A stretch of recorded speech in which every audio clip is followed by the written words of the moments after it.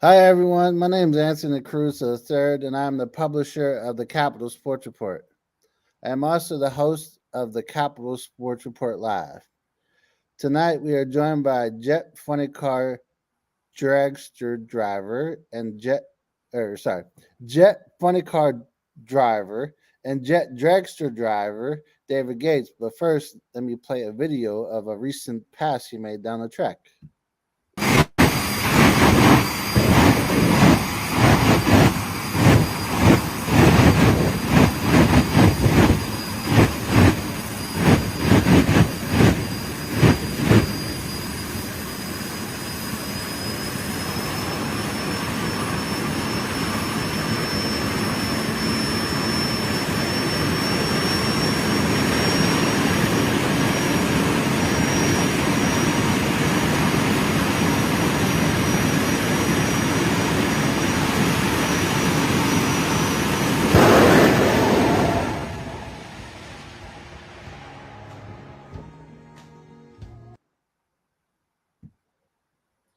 David, welcome back on the show. Hey, thanks for having me again.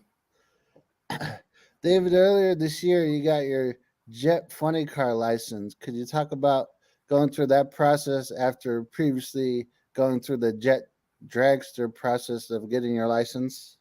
So, going from the Jet Dragster to the Jet Funny Car is like two totally different animals. Instead of sitting in front of the jet, you're now sitting right beside it. You got a different perspective, looking out of the car, looking out the windshield, seeing the front body, not seeing the front tires in front of you. It's kind of, it's definitely a different bird's eye view of actually running these cars. Um, but the difference pretty much with licensing and stuff like that, I already had a previous Jet Dragster license with Dennis Roslansky. We had to do a cross grade license, and it only required us to do, I think it was 4 passes or something, to meet the minimum requirements for NHRA. And then I was able to actually obtain that license. We did it at Byron Dragway. Okay. With you sitting by the jet, does that make it more nervous or more? You talked about a different sitting situation. Does that make it like how, how shall I word this? But it's got to be like everything is different. That's what I'm trying to get. Yeah, everything's a lot different.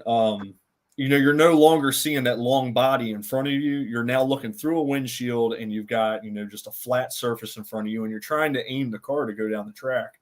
So it's definitely a whole lot different than what you're used to going from a dragster to a funny car.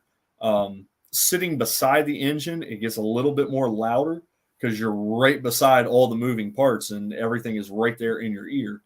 Um, but just as far as nerves and stuff like that, I mean, you're always going to have nerves hopping into these cars no matter what it is. Those nerves are always going to be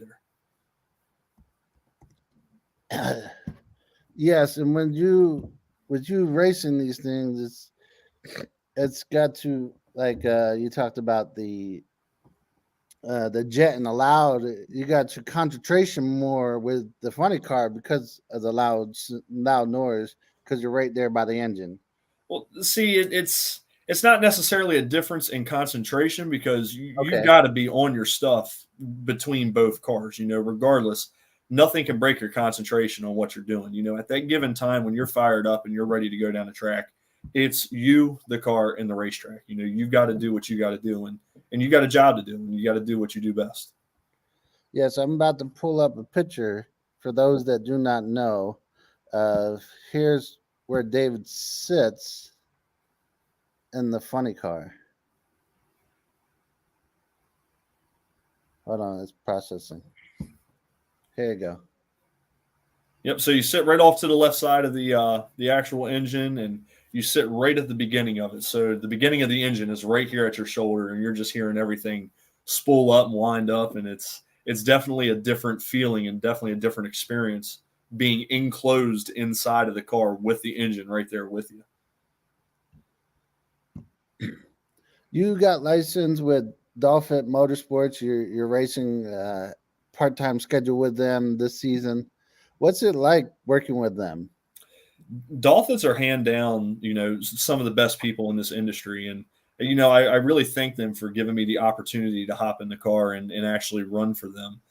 It's been years and years that I've known Douthits and helped them out, over the years. And it's cool to finally get a chance to run for them and see what it's like to be a part of the team. What's left on your schedule with them for the rest of this season? As of right now, for the rest of the season, what's on my schedule would be Funny Car Chaos at Maryland International Raceway. Just that one race at home, and as of right now, that'll be my last one. So that'll be actually the last one and the next one for Douthits as of right now. Okay. Shannon says she's your number one fan. She's gonna have to fight Mom on that one. I didn't see your mom messaging here yet. She's got to be in there somewhere. Probably watching. This weekend, you have a very big honor that you are getting to participate in. For those that do not know, David is going to be competing at Summit Motorsports Park, competing in the historic Night Under. Your mom just said, "I'm here." See, I told you she's here. So this weekend, David's competing at Summit Motorsports Park in Norwalk, Ohio, competing in the historic Night Under Fire event. He's going to be competing for the North American Jet Car Championship. This is your first year competing in that event. What's it going to be like for you to compete on the biggest stage of like a thrill show that you may compete in with all the famous people that are going to be competing at this event? I want to say it's going to be just like every other event, but I know it's not. When you come around from the stage lanes and you actually get on the racing surface, you're going to come in between two packed grandstands all the way down that full length of that racetrack. Bader and the entire Norwalk track, they pack that race every single year. Every year that race sells out. I believe it's either 45,000 or 50,000 fans that attend that race, and it is the biggest single day of drag racing in the history. So tensions are going to be high, nerves are going to be through the roof, but we're going to handle this as we do every single other event. We're there to put on a show. We're there to give the fans a memory that they will never forget. So, competing for the North American Jet Car Championship is definitely an honor, but it's honestly, I've got to treat it as another race. I can't let the nerves get the best of me. You talked about nerves, and you talked about competing in this, and with so many people that's going to be there, it could put you out of rhythm and maybe not your normal procedure. It could knock you off of that because of so many people there, so many things you might have to do beforehand that you don't have to do at a normal event. It's definitely a lot different. Like I said, there's 50,000 people there that are watching you, and you got to try to do the job the best that you can and not screw up in front of them. So I'm going to treat this, like I said, like any other event, and I'm going to put on my show and compete and hopefully bring home the championship. Yes. What would that mean to you if you did win it? Oh my God. I honestly couldn't even tell you if it I can't say it'd be a dream come true, because the dream come true was actually getting the opportunity to run in the car, but it would definitely be up there with getting a license and actually getting the experience to run jet dragsters. It would probably be, this race is going to be the highlight of my career. This is going to be the biggest event that I've ever competed in. So, for those that do not know, David, like I said, is competing at Night Under Fire in Norwalk. So he's competing in the jet car category.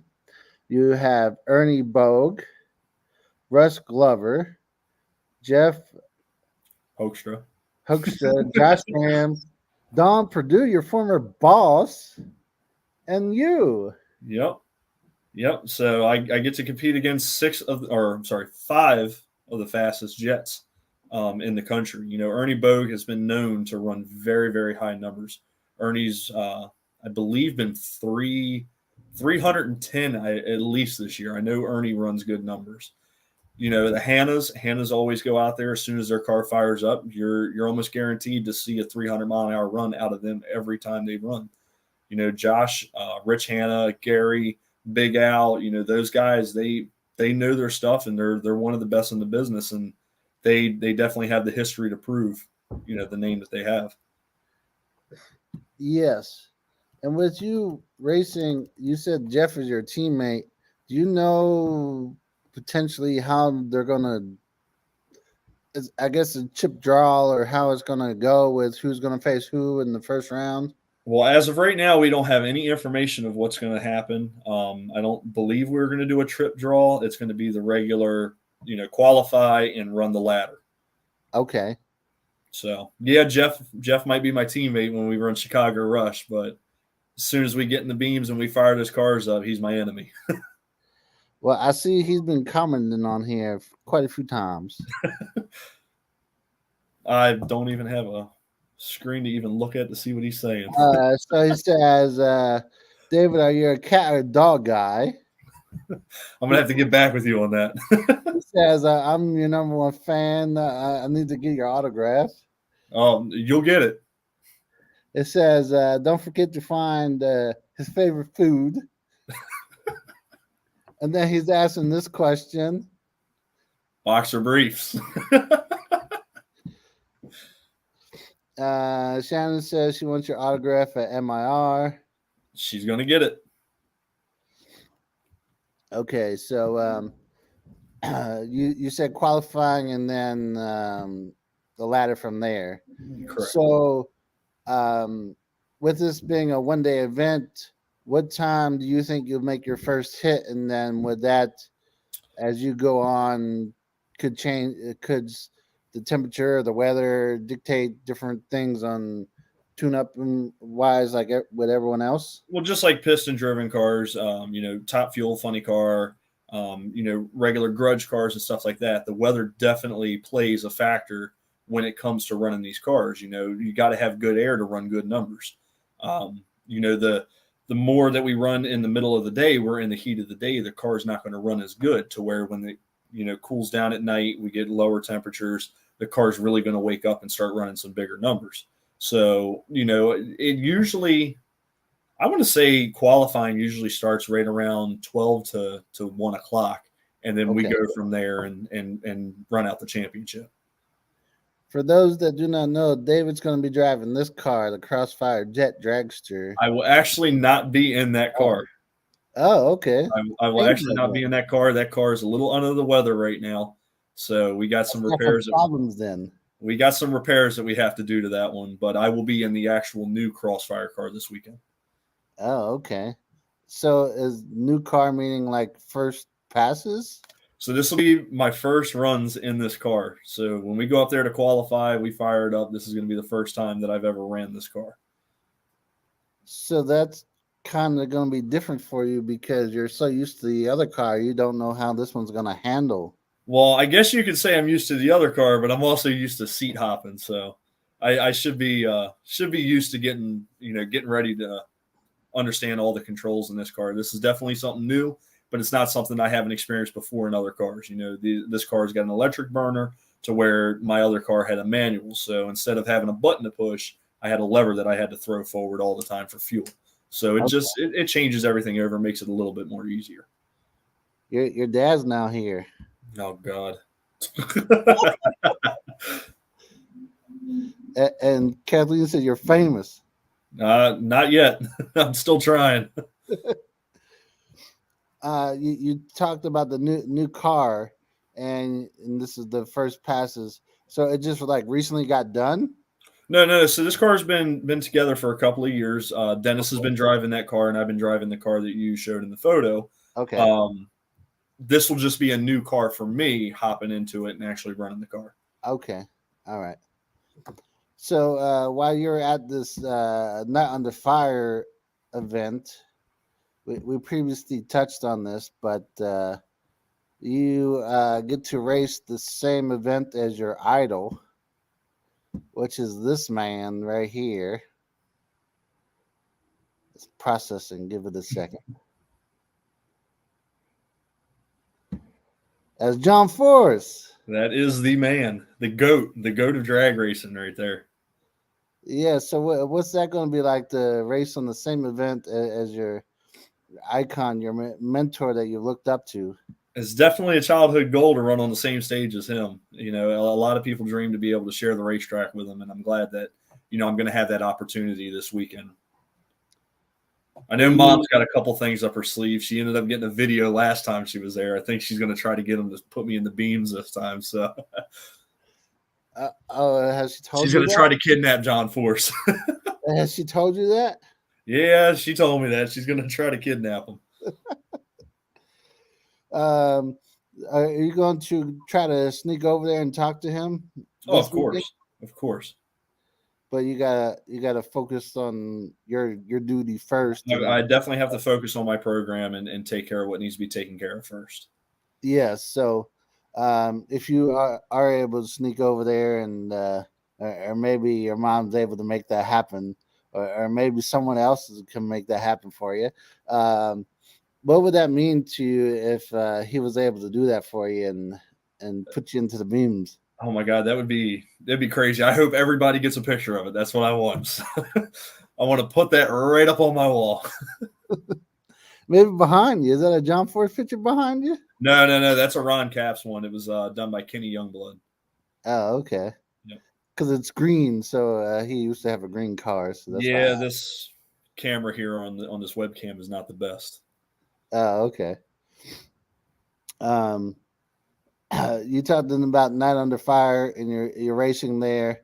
Like I touched on, this is the first time you are racing there, but depending on your performance, maybe it's good. Hopefully, we'll hope for that. Could this lead to more events for you at Night Under Fire in the years to come? I definitely hope so. You know, my goal is to go out there and put on the best show as possible, and not only make the fans happy, but also make the staff happy at Summit Motorsports Park. So the ultimate goal at the end of it is to get that invitation to come back next year as well. And you got the invitation, if I remember right, around like the first of the year.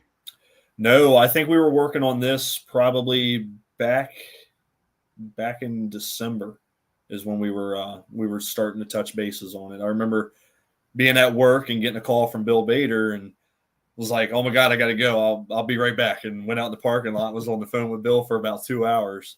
You know, 2 hours. Oh my God, yeah, I talked that man's ear off. He's probably regretting the decision of letting me in there because of how much I talked to him. But you know, I'm definitely thankful for Bill giving me the opportunity to come and do this. But when you got that phone call, like maybe you didn't have his phone number, and you were like, "Who's this?" Well, no, I had sent him an email and, you know, tried to reach out to him for a couple events, you know, throughout the year. And getting the call, it immediately popped up. Instead of it saying spam likely, it said William Bader. And I was like, I know what this is. I got to take this. Yes. So being that we touched on this last year when we did this first podcast with you, but you had just done a few events. And now to have Bill Bader give you this opportunity before you got more events under your belt this year had to be a huge, huge opportunity for you to, well, we touched on it, but to get this so early in your career doing these jet cars. Yeah, there's people that really want to do this event for years and years, and you know they don't get the opportunity to, and to be able to be on his radar and for him to give me the opportunity to actually come and do this, it's definitely an honor. Yes. Recently, outside of Night Under Fire, you're doing this weekend, but recently you had a guest appearance in a different jet dragster. So you were competing in Danny Sullivan's Chicago Rush jet dragster. Could you tell our audience about that?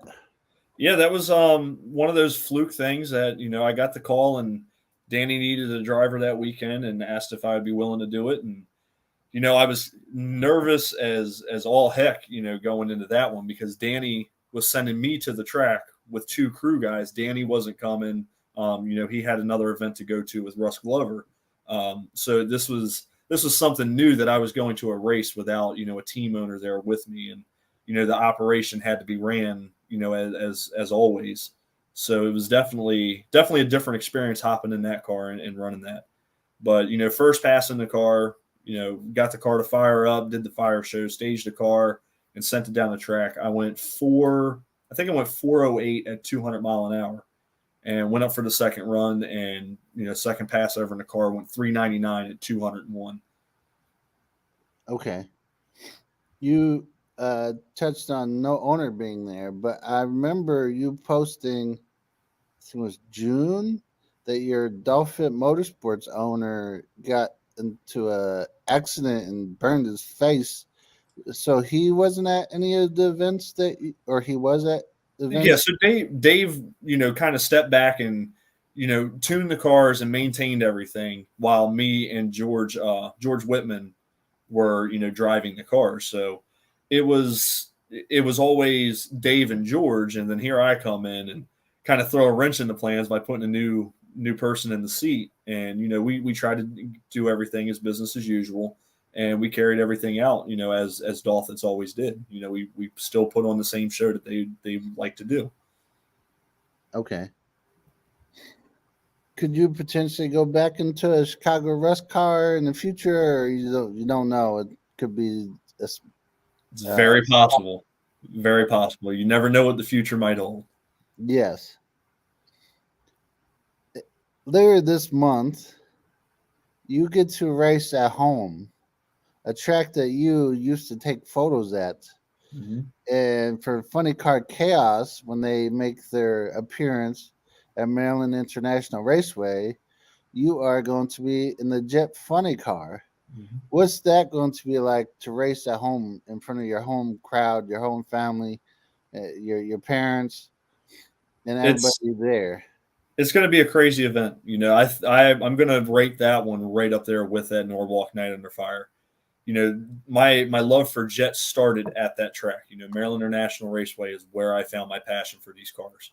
Me and my mom would always go to Jet Wars. Unfortunately, it would always rain out. We would never get to see it. But, that's where the passion started, was at Maryland International Raceway. And to get the opportunity to put on a show for, my friends, my family, all my local people that we know that we worked on their cars as far as transmissions, just everybody in my community to be able to put on a show for them is definitely, that's another huge honor, is to get the opportunity to do that. We talked about pressure from Norwalk. That's got to be more pressure maybe to be racing at home. Definitely a lot of pressure there. You don't want to disappoint your family, and you definitely want to make sure that you do your best. And the ultimate goal for me as far as running a Jet at my home track is to show my friends and family what I get to travel and do. They never get to see me behind the wheel of the car in person. They only get to see videos. They only get to see the Facebook post. So, getting the opportunity to actually perform in front of them is definitely going to be a highlight of my career as well. So since it's being at home, do you have a lot of requests for that event, for maybe you to hook them up for tickets? Oh my God, everybody's asking for tickets. Hey, who's got the ticket hookup? Can you get me this? Can you get me that? And I'm like, I can only get X amount of people in. So, unfortunately I can't help you. I started a guest list of people that are coming, and I've right now got probably right around 250 people just coming to hang out. Oh, wow. Shannon says she's proud of you. Thank you. Carrie, I don't know what she's meaning here. Yeah, Carrie. That's probably her husband, James, my coworker. James, it's no longer Inspecion, it's 1125. What's a nickname that you have? No, it's a little inside joke for our customers. Oh, okay. You with Funny Car Chaos, you brought your mom to events before, and when Wicked Sensation, Don produced car, and you're likely going to have your mom and dad there. Mm-hmm. I'm pretty sure. So racing in front of them, it's got to be very special for you, outside of everyone else that you're going to be racing in front of. Definitely, having the support of your parents and your family is the ultimate goal of anybody. You've got to have the support, and you've got to have people who are going to push you to do your best. Mom and dad have been traveling with me for the past 3 years, doing this stuff, and they've seen me race. They've seen me in the Cross Fire. They've seen me in Douthit's funny cars. They've seen me run, and it's every time it's definitely a different experience for them to see their kid go down the track at over 250 to close to 300 mile an hour. It's definitely nerve wracking for them. And sorry to put y'all through hell, and sorry to give y'all heart attacks, but I'm not going to stop. Yeah, I'm sure they feel like that sometimes with some things that happen, unfortunately, with racing and accidents. Can't can't avoid them, unfortunately. Unfortunately, that risk is always going to be there, and it's the unfortunate part of our sport. The risk is always there, and we know what risks that we're taking. And at the end of the day, we're still willing to strap into these 7,000 pound thrust cars and still run down these tracks and do this. Yeah, so there's your message from your mom. She knows. She's living it with me. I don't know what Wayne's saying here. Oh, Wayne is definitely a big supporter as far as this. It's always good to have Wayne there. Wayne, he's been with me from the start. He came there when we were licensing in Dennis's car. He's traveled with me from events to events. He's made multiple trips out to Wisconsin. He's came out to Tennessee with us. Wayne is definitely a huge asset to us. So he's a crew member. Wayne is a crew member. We don't have very many crew members. It's me, Mom, Dad, JD Walker, and Wayne Strine. Oh, okay. I saw in one of your posts, maybe about a month ago, maybe, that you took a little guy, I guess a relative, with you to Wisconsin or Chicago somewheres. So little Jonathan, that is my little brother. We took him to Byron, Illinois, and he went with me when we licensed in the funny car. Oh, okay. Yep, he was probably the best crew chief that weekend. Yeah, I was about to say that because I think that picture said you're crew chief for the weekend or something. Yep. We stuck him in the car. It was his first plane ride, first time experiencing jet cars. We did a whole lot of firsts with him that weekend. Your dad says this. Thank you. This is something. Like I said, you got to have your parents there to support you. Yes. You talked about your passion developing at MIR for jet cars from Jet Wars, but unfortunately you missed a few of them due to rain. You said, and we know Sarah Edwards. Well, that's not her name anymore, but since she got married, but she developed her racing. Wanted to go into racing from Night of Thrills at Old Bridge Township Raceway Park, and she saw a car called Queen of Diamonds, and she got to drive that car. And it's kind of the same thing with you. You manifested an opportunity to race jet cars and jet funny cars from as a little boy to now where you are today. Yeah, me and Sarah definitely shared that. Sarah was always a good friend of mine. She still is a good friend of mine, and I enjoy our conversations that we have. And she got her passion for him right there at her home racetrack, and I got mine. At the same place at my home racetrack, and it's definitely cool that we can kind of share that experience of where the passion started, how we got our driving opportunities, and how we were able to live that out. Being that it's close and you likely know the promoter for this event, did you have to put in like, hey, I'm driving a jet car. Do you know I'm doing this? Or he or she already knew? What, as far as running at Maryland? Yeah. No, so all the hard work was already done for me. David Douthit already had everything set up, and he gave me the opportunity before I had even gotten in the seat with him. He offered that race to me. Jeff got a lot of questions for you, man. What's your favorite color?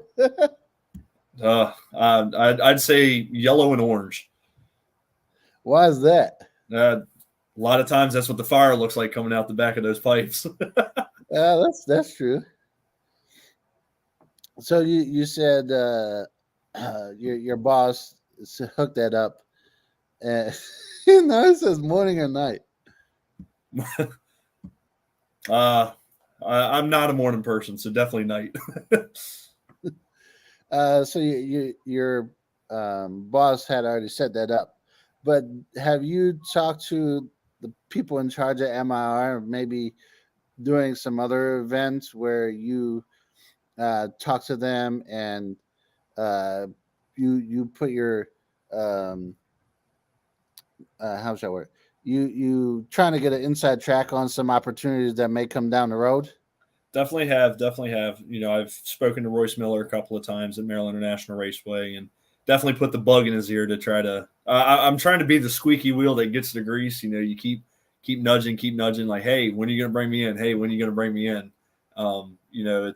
It's definitely something I've been trying to do. I've been trying to run the dragster there because I know I can run some really good numbers at that track. Being below sea level and being one of the longest shutdowns in the country. At MIR. So it's definitely on my list to try to get more runs there. So I got to make sure I don't do anything wrong and definitely put on a good show when we go there in August 25th and 26th. Marianne, I'm gonna bring in her post first, and then I'll answer some. I'll bring in some more questions for you. See, Mary, I met her through Douthit. We were at I think it was Edgewater, wasn't it, Mary? But met them at Edgewater. They were great people. They were our local sponsors for that weekend with the funny cars. And, she had her family there and just a genuine good group of people. I'm very thankful to have the opportunity to meet them. She says yes. Yeah, so it was Edgewater, yep. They ended up following us. They went to where did we go? I gotta think. We went to Cincinnati, Ohio, and they ended up showing up there and hung out with us for the weekend. That was definitely a treat to have them come out and show their support yet again. You talked about wanting to run the dragster at MIR, and you feel like you can reach some good numbers. What are you hinting at? What do you? No, she says Kildare. Kildare. There we are. Yep. What number do you think you can run there? Well, the ultimate goal is, I think, for anybody that gets behind the wheel of these jet cars, is hit that 300-mile-an-hour goal. So hopefully we can run some pretty stout numbers and get somewhere close to that goal or even achieve that goal. Have you done that yet? I have not. Fastest I've been has been 279, I believe. In the dragster or the funny car? That would be in the dragster. Fastest pass in the funny car was 242. Wow, that's way slower. Yeah, they're funny cars. 242 miles per hour? Yeah, funny cars are definitely they got a lot more weight. They're not as aerodynamic as a dragster, so it's like taking a doorstop and pushing it through the wind. You're trying to lug a lot of weight and push this car down the track. So funny cars are definitely a little bit slower, but they're still no slouch. You're definitely going to get a thrill ride out of those.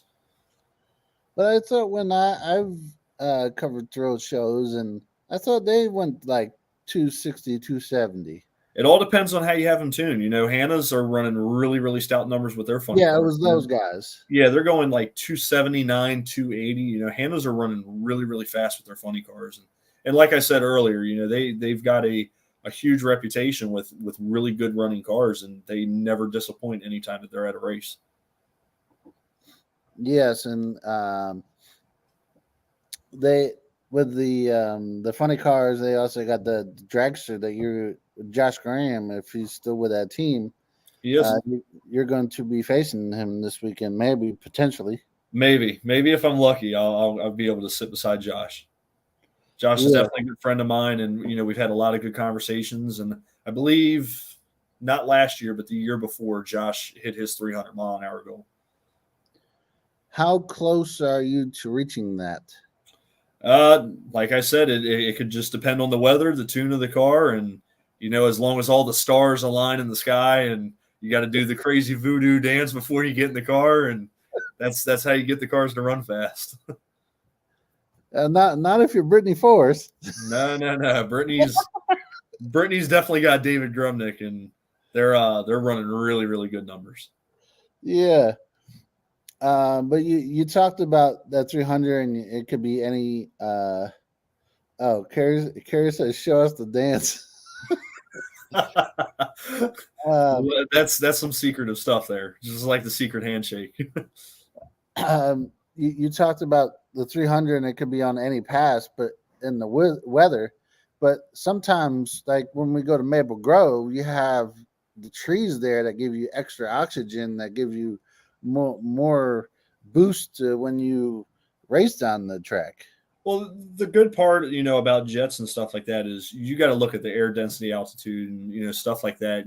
There's multiple things that play a factor with running these cars at very, very fast numbers, and like you said, that 300 mile an hour could hit you at any time. You never know when that pass is going to be. And yeah, Dennis Roslansky, Dennis has had multiple ADCO, New Jersey Pro Jet, national championships under his belt, and Dennis knows how to work on these cars. He does not have the name that he has from doing absolutely nothing. He was the first winner of the Pro Jet Nationals, and he knows his stuff and his ins and outs on these cars. Yeah, so that's good that you work with him and be mentored by him, and he can pass his knowledge down to you to make you a better driver and hopefully reach the goals that you want in these cars. I'm definitely trying to be the little sponge that soaks up all the information that he has, because he definitely knows a lot more than a lot of these guys that are out here running. Yes.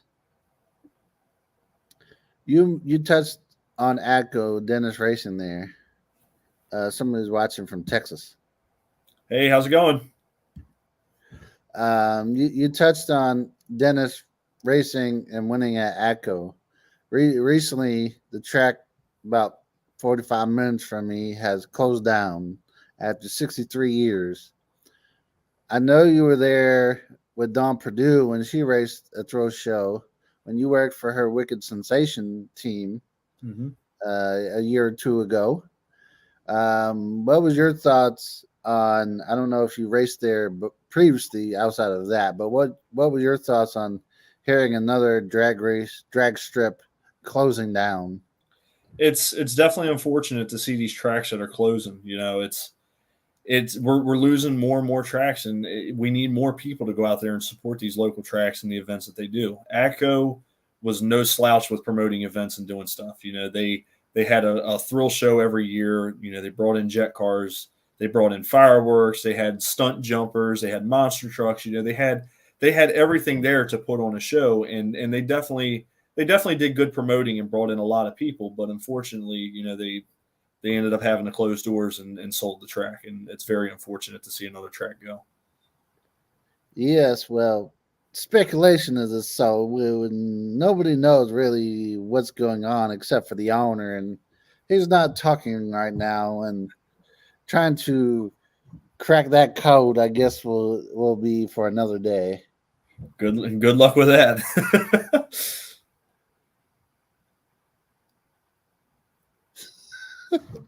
Your teammate Jeff got another question. He says, "What's your childhood favorite pet's name?" Probably Chessie. Chessie was a chocolate lab that we had, and that dog was around for years and years. She was probably one of the best dogs that we ever had, and unfortunately, she passed away last year.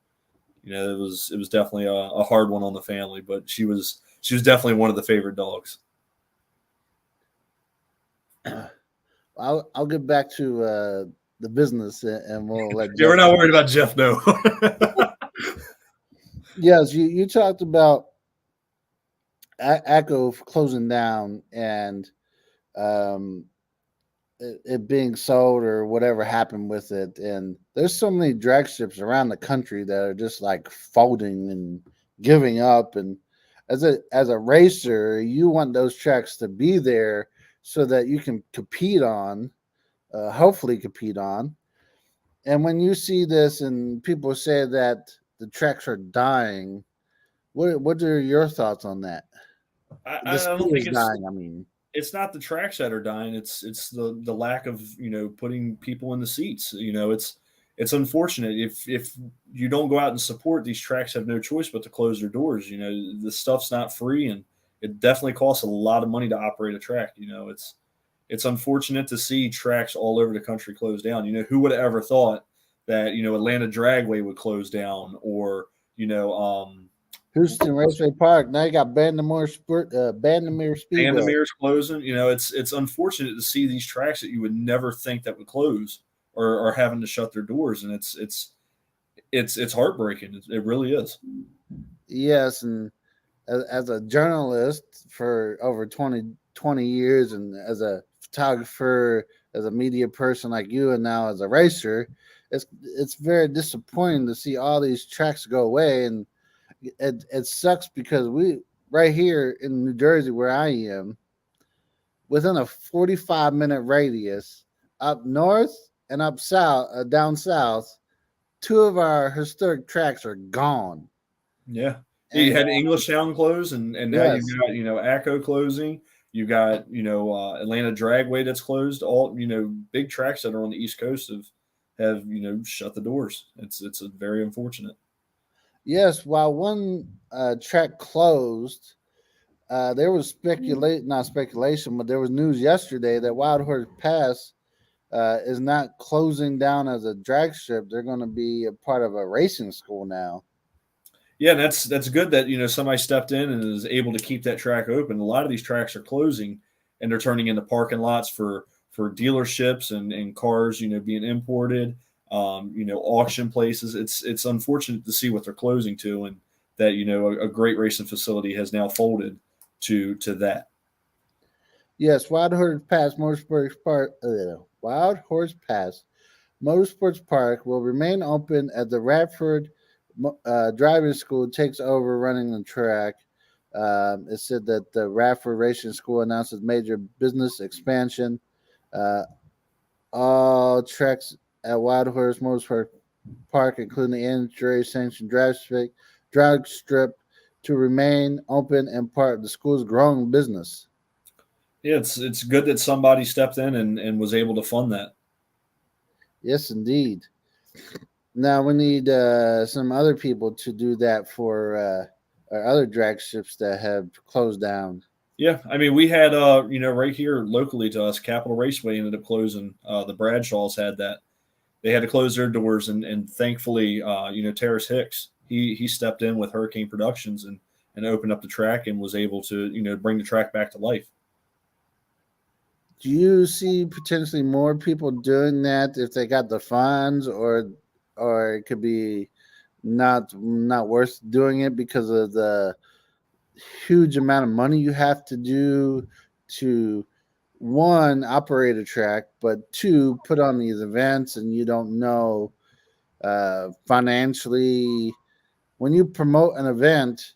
Sometimes you can draw good, sometimes you can draw bad, and if you're paying a lot of people to put on a show, it could put you at a loss financially. Unfortunately, drag racing is not for everybody. A lot of times these tracks are getting bought out, and they're being used for, like I said, auction houses, places to store cars, junkyards, landfills, stuff like that. They're being bought out by people that have no desire or any kind of love for the sport, and it's unfortunate that they close for these reasons. And it's like I said, it's not for everybody. It would be nice if these people that are buying it says, okay, well, let's keep it a drag strip, but let's put in what we want to put in, off to the side. And it's not going to happen. And like I said, it's definitely a bad deal to see them close. Yes. David, we talked about racing at home for the funny car, but what's remaining on your schedule for the Jet Dragster? As of the Dragster for right now, my last event will be this weekend. Will be Norwalk Night Under Fire. Oh wow! Yeah, so we're going out the end of the season with a bang. We're going for the big one. Even though it's your last race with them, could you potentially sub with some other people, or as we get into like September, October, there's not many thrill shows left on the schedule. It's very possible. You never know who's going to reach in and call you on this thing. So hopefully somebody gives me a shout and says, hey, come out and run. I'm not ready to give up for the rest of the year, but unfortunately, we ran out of events, and all we can do is just start booking for next season and try to book as many as we can. How close are you to start doing that? Or are you doing that right now? You never stop booking. You always try to plan for the year in advance. So we've already been trying to contact racetracks. We've already received contracts back from multiple tracks. So we are already booking our next season. Do you have events confirmed? We do have events confirmed. We do have contracts back, so we are ready to go. How many events would you like to do for next season? As many as I can get. For both the Jet Dragster and the Jet Funny Car?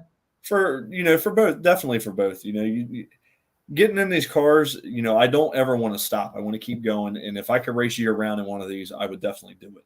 That would definitely be the perks of owning a car and having your own program, is to be able to go out and run it whenever.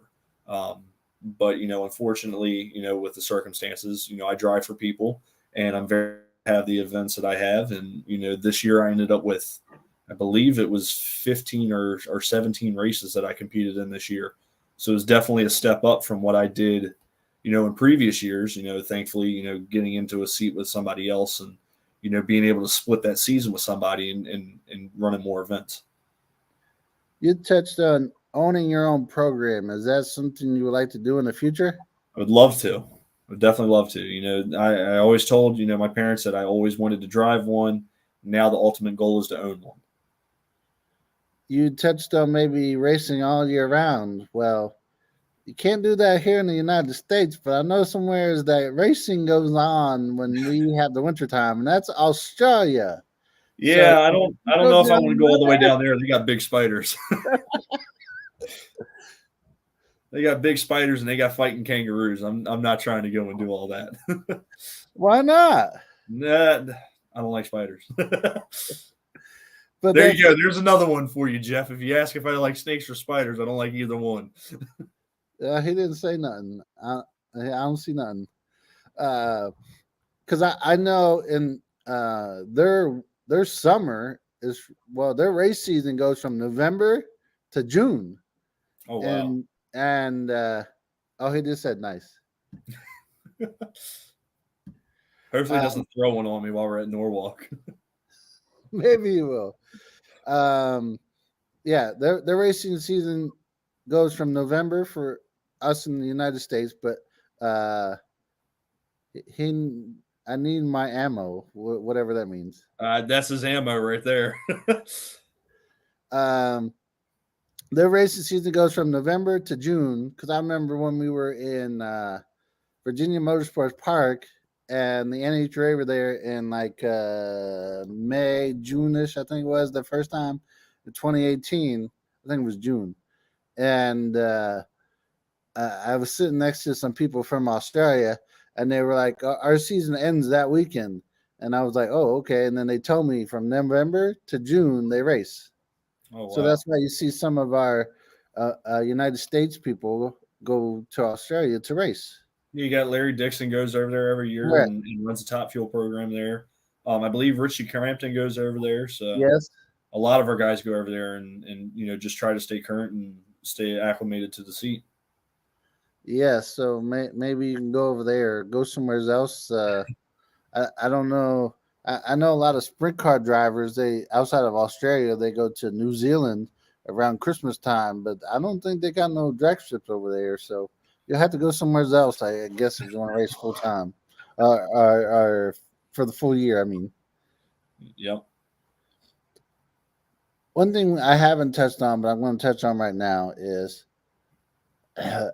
you are also a racing photographer. But you can't do that when you're racing these cars.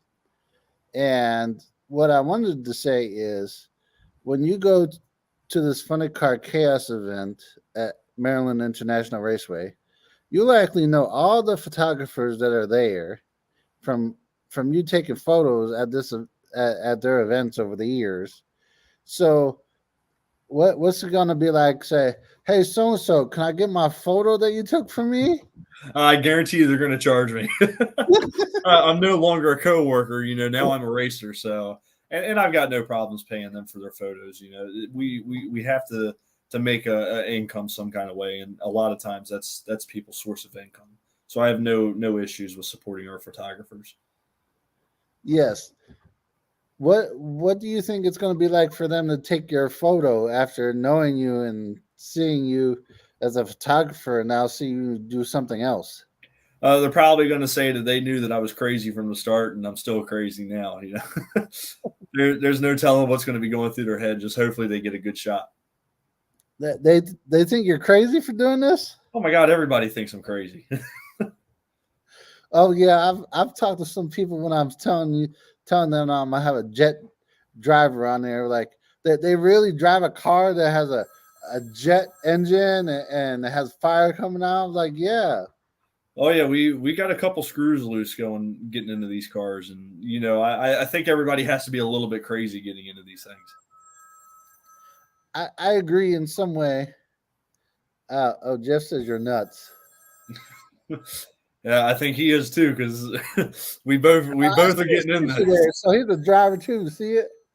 Yep, that's the Chicago. That's actually the Chicago rush car that I drove. Wayne says the photographers are going to tell him to make sure to make the highlight reel. I definitely will. Are you going to have like a camera crew there getting video for you as well? No, there's no plans on doing anything like that. So it's just going to be whatever the photographers take and whatever family members or the fans take video wise that I will end up using. I'm sure one person is going to be your photographer, your videographer, and that's your mom. Definitely. I don't know. She might get a little nervous and turn away or something like that. She might miss the shot. So why you say that? I'm not going to rely on that one too much. Oh, she's done that before? She definitely has. Mom, I love you, but you gotta get a little bit better on your videos. Maybe she doesn't like the heat from the. See, I'll go over to her after a run and be like, "Did you get a video?" She's like, "No, I didn't have my phone on me." I was like, "Well, come on, you should know to get this." So how does she not take her phone with her when you're going for a pass? Like that's something you need to bring with you at all times. She never takes it with her. She usually leaves it in the car, or every once in a while she'll have it on her. Maybe she's. It's more or less that she wants to watch the race happen rather than watch it through a screen. So she wants to experience it rather than take a video. Sharon says she's gonna get videos for you. I know she will. She takes every picture at every family function, and it's like, stop taking the picture. So that's a friend of yours. No, that's actually Dad's girlfriend. Oh, okay. Yep. So family member there. Oh, okay. So you had to get her in as well for MIR then. Yeah, she'll be my hired photographer right there. Your mom's not gonna like that one. Mom probably would thank her, because then Mom can sit back and watch the show. Yes. How many passes are you going to make at MIR? 2? As of right now, what I think it's going to end up being 2. I think it's 1 per night, so 1 Friday and then 1 Saturday. Oh, okay. Why just 1 per night? It's whatever Funny Car Chaos wants us to do, and as well as with the track. Okay. She says, I got you. Because I know sometimes it could be 2 passes in the day, depend on whatever they have going on. So for Chris Graves' organization, I'm not bringing that one up. I can only imagine what Jeff just put. No, it was Carrie. Oh, it was Carrie? Oh, yeah, God. yeah. She says you're going to need a couple pairs. Okay, that was definitely I'll just James. leave it at that one. So for Chris Chaos, Chris Graves' organization, you said one pass per night. You're likely the ending attraction. We could be the ending pairs. Like I said, I don't know what the schedule is as of right now. I would like for it to be more than just two, but I'll take whatever they give me. Okay, and how many jet cars are going to be competing at the event? Just two. It would just be me and George. Okay, you and George. Mm-hmm. And you said one per night. Yep, it'd be one per night. Okay, so two for the weekend. And when you're racing at these, when you're racing at MIR with him, would that be the first time you raced against him, or you raced against him previously? No, me and George have made a couple of passes side by side. So right now we're pretty dead even on wins and loses. So hopefully we can. What's the running tally? My God, I think right now it's 3-3 or 4-4. It's right there. Oh, okay. Oh, Jeff says we love you. I love Jeff too. Jeff is definitely a good friend of mine, and we meet a lot of people with racing these jets, and there's a lot of good people within this industry. Yes, well, as you know, I've covered jet cars before, and a lot of them. It seems like over here in the Northeast, it would be like the same jet people at the same events all the time. Yeah, it usually is. A lot of times you'll see, Ernie and the Hannahs. You'll see Dawn Purdue and Hannahs, or you'll see Dawn and Ernie. Vice versa. It all depends on who the track brings in. Yes, and Ernie was at a lot of them, and I remember maybe 2 years ago, maybe 3 years ago, it was at the NHRA national event a few years ago. Ernie Bogue went to the national event. For some odd reason, I don't know why, he was never used. Where at? At Maple Grove. He was going to make a pass on Friday, and then he never did. Like I said, it all depends on what the track has planned, or if bad weather's coming in and they've got to reschedule.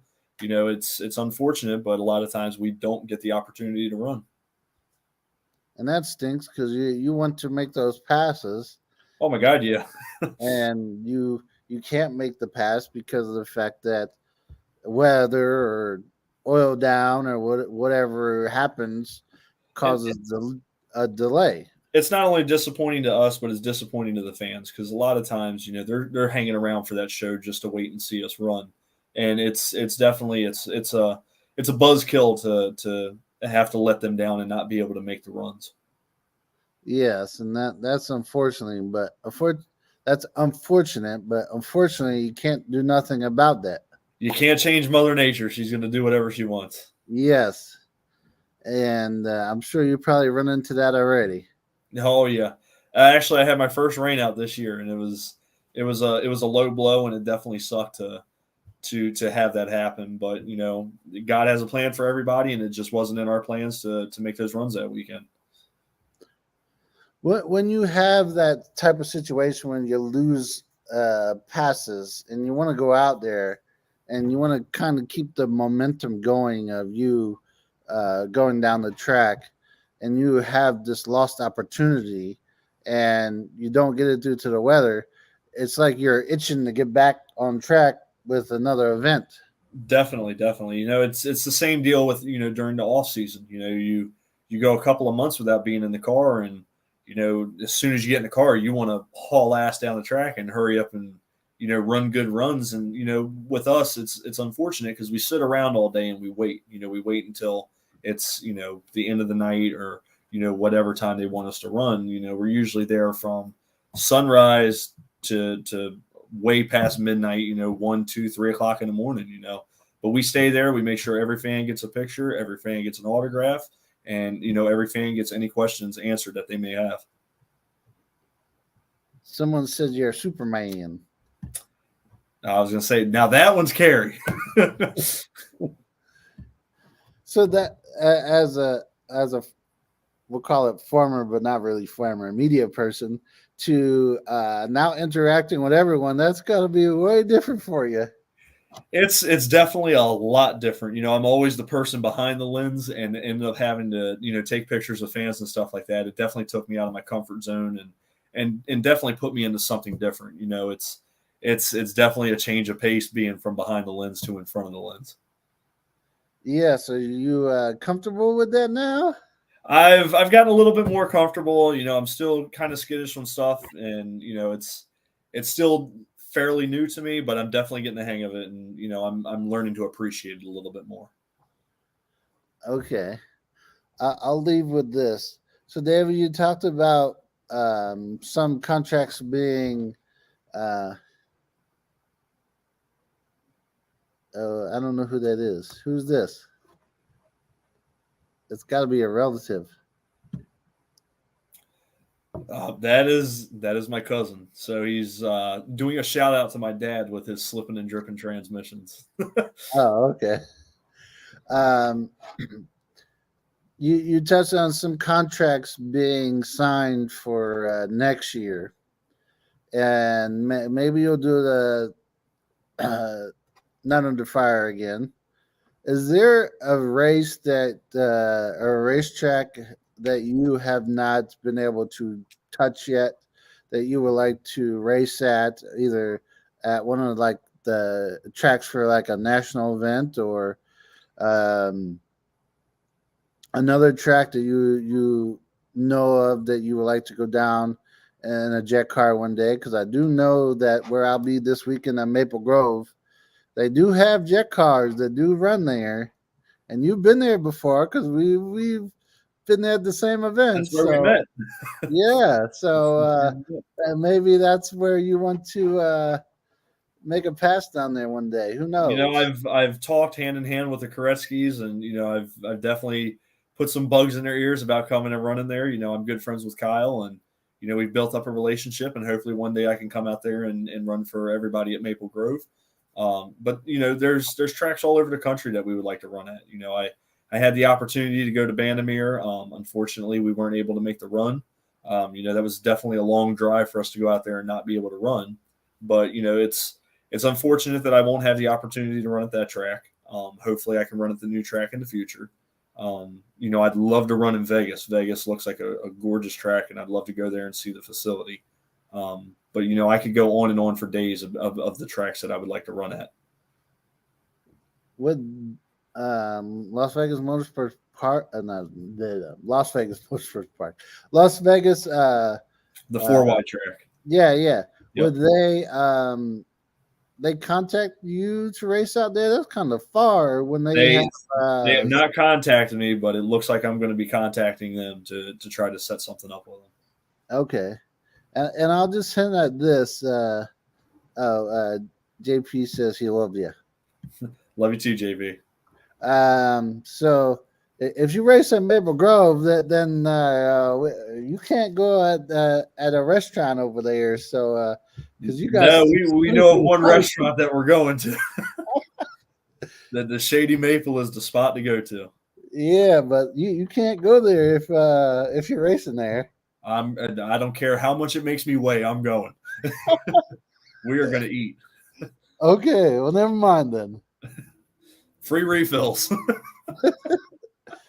Nobody probably that's common that maybe knows about, except for your mom. Mom knows about it. Dad knows about it. I don't know how many more people know about that spot, but that's definitely a place that everybody's got to check out. Yeah, I may be there on Saturday. Who knows? Oh, well, don't send me any pictures because I'm going to be mad. Well, I don't think I'll be able to go because the racing's supposed to end at like 10 o'clock at night for the divisional.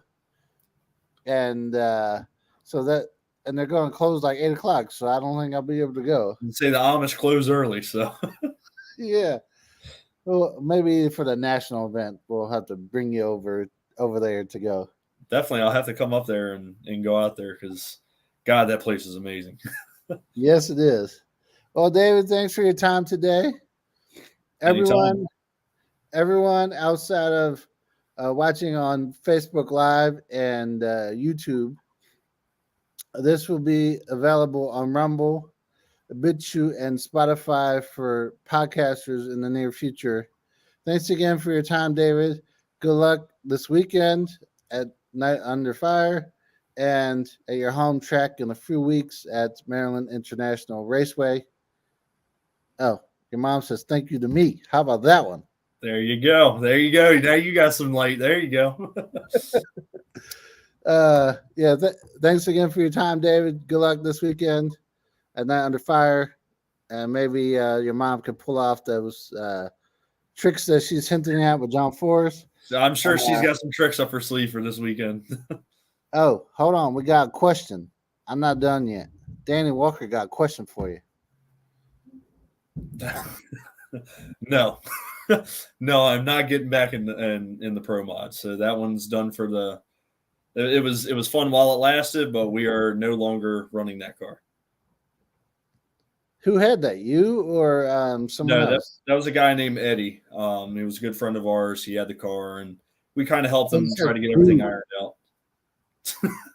Well, Danny, if you want the car back so much, maybe you could drive it. Danny will be going with us tonight under fire.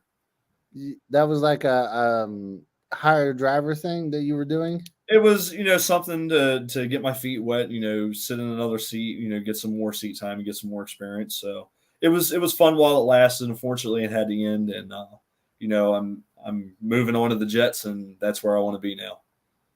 Forever? Definitely for a long time. I will not get out of Jets unless something else piques my interest, and as of right now, nothing has come up. So okay, well, that'd be the end of the questions. Let's get another one real fast. So, David, like I said, thanks for your time tonight. Good luck this weekend at Summit Motorsports Park. Good luck in a few weeks at Maryland International Raceway. Maybe I'll see you at Maple Grove. Definitely. I'll be in touch with you before then. Thanks everybody for watching. Outside, like I said, outside of being on Facebook Live and Facebook Live and YouTube right now, it will also be on Rumble, BitChute, and Spotify for podcasters in the coming days. Thanks again for your time, David. Thank you. Thanks everybody for tuning in.